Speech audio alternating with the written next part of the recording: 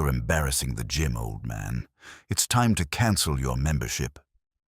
The words bounced off the mirrors and weight racks at Apex Fitness, loud enough that everyone in the free weights section stopped mid-rep to stare. Chad Morrison, 25 years old with biceps that seemed to have their own Instagram accounts, stood over Samuel Bull Rodriguez with his arms crossed, his expression a mix of contempt and annoyance. Sam was 75, moving through a simple dumbbell routine with 15-pound weights, his movements slow and deliberate, his face tight with concentration. "I'm not bothering anyone," Sam said quietly, not making eye contact. "I paid my membership." Chad laughed, a sharp sound without humor. "Dude, you can barely lift 20 pounds. You're taking up space that actual athletes could use. This is Apex Fitness, not a nursing home. You're literally too weak to be here." Sam's weathered hands tightened on the dumbbells, but he said nothing. His jaw worked silently, his eyes fixed on the floor. Around them, the other gym members watched with varying expressions of discomfort, but no one intervened. No one ever did. If you believe strength comes in forms that can't be measured in pounds, type respect in the comments. Samuel Rodriguez had been coming to Apex Fitness for 6 months, ever since his doctor told him he needed to maintain what little mobility he had left or risk becoming completely sedentary. His body was a map of old injuries, 17 surgeries worth of scars hidden beneath his loose gym clothes. His right knee barely bent anymore, legacy of a shattered patella from a fall during an extraction in Laos. His left shoulder had limited range of motion, the rotator cuff reconstructed 3 times after taking shrapnel in Cambodia. His hands, those gnarled, scarred hands that trembled slightly when he lifted weights, had once been steady enough to take impossible shots in impossible situations. But that was 50 years ago, in a war most people had never heard of, doing things that were still classified. He'd chosen Apex because it was close to his small apartment and because the early morning hours were usually quiet before the serious CrossFit crowd arrived. He'd been careful to stay out of everyone's way, using the lightest weights, the corner machines, never asking for help or attention. He just wanted to move, to fight against the stiffness and pain that came with age and old wounds, to feel like his body still belonged to him. Chad Morrison had noticed Sam 3 weeks ago and had been building his case ever since. In Chad's world, fitness was a religion and aesthetics were morality. He'd placed 3rd in a regional CrossFit competition 6 months ago and never let anyone forget it. His Instagram had 40,000 followers who watched him perform increasingly dangerous lifts with questionable form. He saw Apex Fitness as his domain, and anyone who didn't fit his image of what a gym member should be was a problem, to be eliminated. To Chad, Sam wasn't a paying customer or a fellow human being trying to maintain his health. He was an embarrassment, a walking advertisement for weakness, someone whose presence might damage the gym's hardcore reputation. He'd mentioned it to the gym owner, Marcus Webb, twice, but Marcus had brushed him off, saying as long as Sam paid his dues and followed the rules, there was no issue. So Chad decided to take matters into his own hands. This morning, he'd waited until Sam was in the middle of his routine, surrounded by other members, before making his move. Maximum humiliation, maximum pressure. Get the old man to quit on his own. Sam slowly set down the dumbbells, his breathing measured. "I have 6 months left on my annual membership. I paid up front." His voice was steady but soft, the voice of a man who'd learned long ago that volume didn't equal strength. Chad stepped closer, invading his space. "I don't care what you paid. You're making this gym look bad. Look at you. You can barely move. You're probably going to hurt yourself, and then you'll sue us. Just cancel, old-timer. There's a Silver Sneakers program at the community center. That's more your speed." The crowd of onlookers had grown. A few people had their phones out, recording. One woman looked like she wanted to say something but didn't. A muscular guy in a tank top shook his head in disgust. But at who? It wasn't clear. And then Mike Chen walked over from the cardio section, where he'd been finishing up with a client. Mike was 42, compact and powerful, with the kind of lean muscle that came from functional training rather than vanity. He'd been a trainer at Apex for 3 years after retiring from the Army Rangers with 20 years of service. He'd noticed Sam before, had even nodded to him a few times, but they'd never spoken. Mike had been about to intervene purely on principle. You didn't humiliate elderly members, period, when he saw Sam reach down to pick up his water bottle, and the motion caused his loose t-shirt to ride up slightly on his right side. There, just visible above the waistband of his gym shorts, was the edge of a tattoo. Mike froze. He knew that tattoo. The distinctive skull with a green beret, the crossed arrows, the specific design that was only worn by a very specific group of men. Mac V Sogi. Military Assistance Command. Vietnam. Studies and Observations Group. The most classified, most dangerous special operations unit in Vietnam War history. Men who ran missions so dangerous they had a 70% casualty rate. Men who operated in countries where America officially wasn't, doing things that officially never happened. Mike had studied military history obsessively during his time in the Rangers. He'd read every book, watched every documentary, talked to every veteran he could find. Macy V. SOG operators were legends, ghosts, the Tier 1 operators before Tier 1 was even a designation. And here was Chad Morrison, a 25-year-old Instagram fitness model, telling one of them he was too weak. Mike moved forward, his voice cutting through Chad's continued tirade. "Chad, stop talking." Chad turned, annoyed at the interruption. "What? I'm handling this." "You're handling nothing. Step back." Mike's voice carried the kind of authority that came from actual combat leadership, not social media clout. Chad bristled but stepped back, confused by Mike's tone. Mike turned to Sam. His expression completely changed. "Sir, I don't mean to be intrusive, but is that a Mac V SOG tattoo?" Sam's entire body went rigid. His eyes, which had been downcast, snapped up to meet Mike's. For a moment, the old man's face showed something other than quiet endurance. It showed wariness, calculation, the look of someone assessing a potential threat. "Might be," he said carefully. "You know what that is?" Mike's voice dropped, filled with respect that bordered on reverence. "I'm former Army Ranger. I know exactly what that is." He turned to address the crowd, his voice rising. "Does anyone here know what Mac V SOG was?" Blank stares. One guy shrugged. Chad looked impatient. Mike continued, "It was the most elite special operations unit in the Vietnam War. They ran covert missions in Laos, Cambodia, North Vietnam, places we officially weren't operating. They hunted high-value targets, disrupted supply lines, gathered intelligence. They had a casualty rate that would make modern special operations look like a picnic." The gym had gone completely silent. Even the music seemed to fade into the background. Mike looked at Sam, asking permission with his eyes. Sam gave a tiny nod, resigned.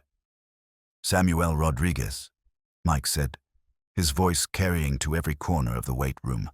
"How many confirmed enemy combatants did you neutralize during your time with Mac V SOG?" Sam's jaw tightened. "I don't talk about that." "I've heard stories." Mike pressed gently. "I've read the declassified reports. There was a Mac V SOG operator with the call sign Bull who holds records that still stand. 37 confirmed kills with a rifle at ranges that shouldn't have been possible.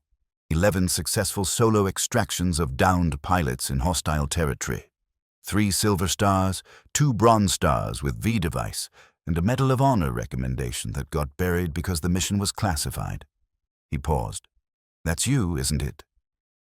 The silence was absolute. Sam's hands were shaking now, not from weakness but from emotion, from memories he'd kept locked away for decades. "That was a long time ago," he whispered. "I was a different person." Mike turned to Chad, his eyes blazing. This man has more confirmed kills than everyone in this gym has total reps. He's a living legend in Special Forces circles. He underwent 17 surgeries from combat wounds sustained during operations that were so classified, they couldn't even tell the doctors what had happened to him. Chad's face had gone from tan to pale to red in the span of 30 seconds. I didn't know. He didn't say anything. Why would he? Mike demanded. Why would he need to justify his existence to you? He's a paying member trying to maintain what mobility he has left after sacrificing his body for this country. He moved closer to Chad, his voice dropping to something dangerous. You just told a Medal of Honor level operator that he's too weak to be in your gym. You told a man who operated behind enemy lines for years that he's embarrassing. Do you understand how profoundly ignorant that is? The crowd had phones out, but now they were recording for a different reason. This wasn't a viral moment of gym drama. This was a history lesson, a reckoning. A woman near the back was crying. The muscular guy in the tank top had moved closer to Sam, his expression protective. Another trainer had appeared from the office, having heard the commotion, his face shocked as he took in the scene. Chad tried to recover. Look, I didn't mean... How was I supposed to know he was some kind of war hero? He looks like just another old guy. That's the point, Mike cut him off. Heroes don't always look like your Instagram filters. Strength doesn't always mean bulging muscles. This man probably can't lift much anymore because his body is held together with pins, plates, and sheer willpower. His limited mobility that you mocked? That's the result of jumping out of helicopters into hot landing zones, of carrying wounded teammates through jungles, of enduring injuries that would have killed most people. He turned to Sam, his voice softening. Sir, with your permission, I'd like to continue. Sam looked at him for a long moment, then nodded slowly. Mike pulled out his phone, pulling up a website he'd bookmarked years ago, a partially declassified military history site about MACV-SOG operations. He found what he was looking for and began reading aloud. Operation Cedar Falls, 1967. A team of 6 MACV-SOG operators was inserted into a North Vietnamese stronghold to gather intelligence on a high-value target. The team was compromised, 4 men were killed, and the remaining 2 had to fight their way out over 3 days with no support. One of those 2 men, call sign Bull, carried his wounded team leader 12 miles through enemy territory, engaging hostile forces 17 separate times until they reached an extraction point. Sam's eyes were closed now, his face tight. Mike continued reading, his voice thick with emotion. The wounded team leader's after-action report stated Rodriguez sustained multiple gunshot wounds, 2 knife wounds, and severe blunt force trauma during the extraction. He refused medical evacuation until I was safely aboard the helicopter. When asked how he continued fighting while bleeding from 8 different wounds, he stated that stopping wasn't an option because someone needed to get me home to my kids. That team leader lived. He retired as a colonel. And all because this man, this too weak man, refused to quit. The woman who'd been crying was sobbing openly now. The muscular guy had his hand over his mouth.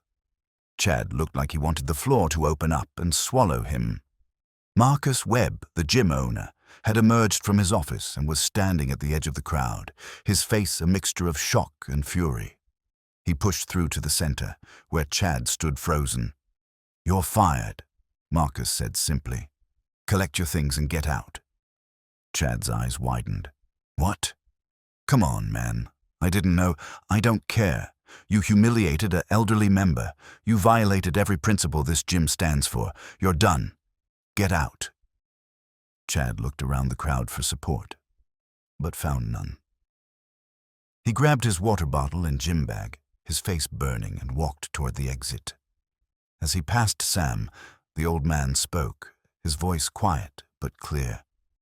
"You didn't do anything worse than 100 other people who judged me over the years. You're just young and stupid. Learn from it." It was more grace than Chad deserved, and everyone there knew it. After Chad left, Marcus turned to Sam, his expression apologetic and respectful. "Mr. Rodriguez, I'm so sorry.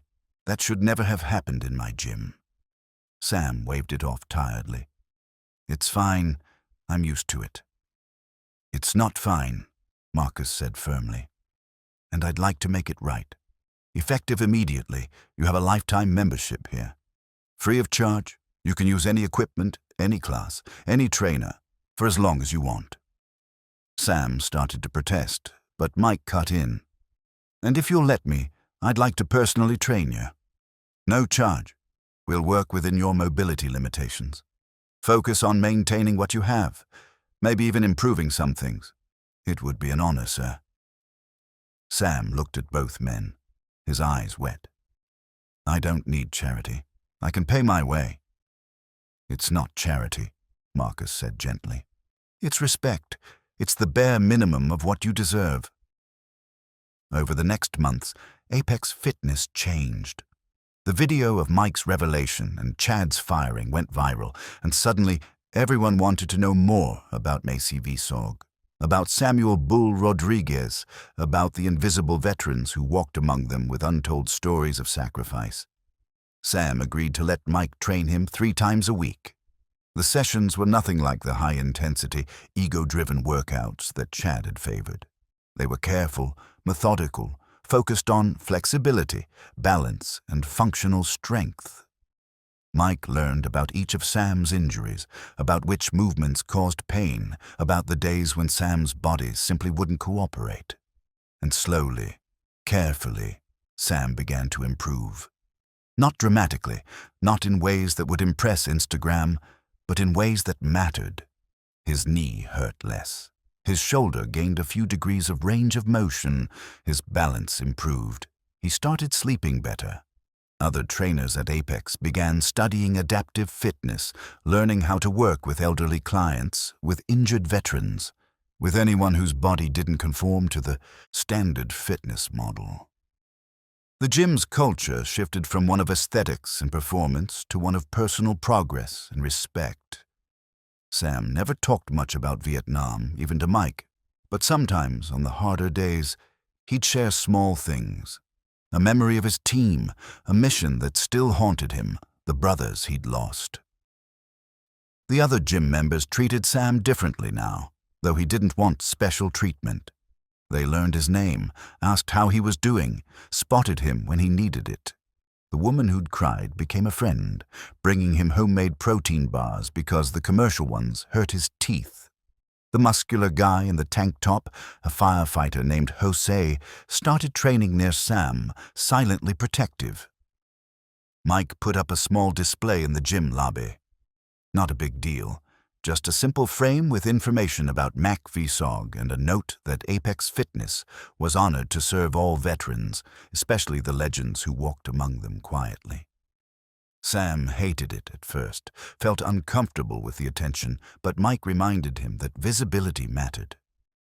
"There are probably a dozen guys like you in this city," Mike said. "Guys who did things we can't imagine, who carry wounds we can't see, who get treated like they're weak or invisible because they're old or move slow. If your story makes even one person pause before they judge, it's worth it." Sam couldn't argue with that. Chad Morrison eventually posted an apology video that went somewhat viral, though nothing compared to the original incident. He'd lost his job, his credibility, and most of his followers. But he claimed to have learned something about respect and humility, about looking beyond surfaces. Some people believed him, most didn't. Either way, he never worked in fitness again. Samuel Rodriguez continued training at Apex Fitness until he passed away at age 81, 6 years after Chad tried to kick him out. He died peacefully at home, his body finally giving out after decades of pushing beyond its limits. At his funeral, Mike Chen gave the eulogy, speaking about Sam's quiet strength, his grace under pressure, his unwillingness to let old wounds define his entire life. Bull Rodriguez never needed anyone to validate his strength, Mike said. He knew what he'd done, what he'd survived, what he'd sacrificed. But he also knew that true strength isn't about dominance or performance. It's about showing up day after day, doing the work even when it's hard, even when no one's watching, even when your body is screaming at you to quit. That's the lesson he taught me, and that's the lesson I'll carry forever. The service was packed with people from the gym, former Special Operations soldiers who'd tracked Sam down after his story went public, and family members who'd known only pieces of his history. They buried him with full military honors, the flag folded with crisp precision, 3 volleys fired into the gray sky. Apex Fitness created an annual award in his name, given to the member who showed the most dedication, perseverance, and grace. Not the strongest, not the fastest, but the one who embodied Sam's spirit. The story of Samuel Bull Rodriguez isn't just about respecting veterans, though that's certainly crucial.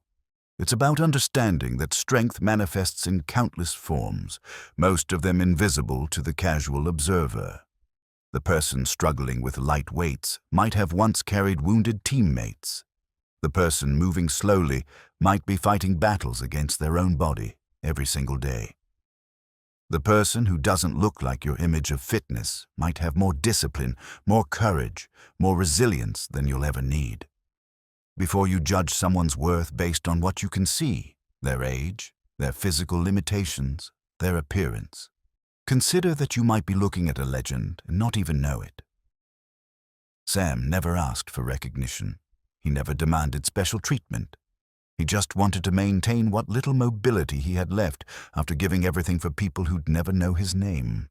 The fact that he was denied even basic respect should challenge us all. But the fact that he responded with grace, that he even showed kindness to the young fool who'd humiliated him, should inspire us to be better. Subscribe to my channel if you believe that respect should be given freely, that judgment should be withheld until you know someone's story, and that the gym, like all communities, should welcome everyone who shows up to do the work. Share this story if you think we need more spaces where heroes can walk quietly among us without having to prove their worth. And if you ever meet someone like Samuel Rodriguez, someone whose body tells stories their mouth won't, treat them with the dignity they deserve. Type honor if you'll remember Bull Rodriguez, and if you'll think twice before judging strength by appearance alone.